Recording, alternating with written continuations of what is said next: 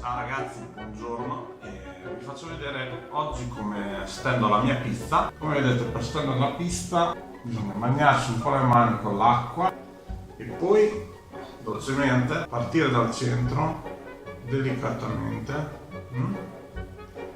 piano piano, espandere la pizza dal centro, mando l'aria. Immaginate non di avere un impasto, ma di avere il vostro amore che poi si arrabbia e fa una bolla. No, la scuola la lascio. Le bolle poi con la cottura a volte si vedono. Stasera quando la cucino saranno 20 ore di lievitazione.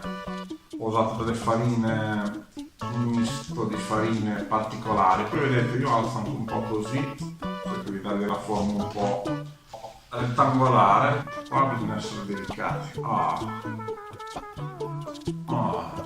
Guardate che bello.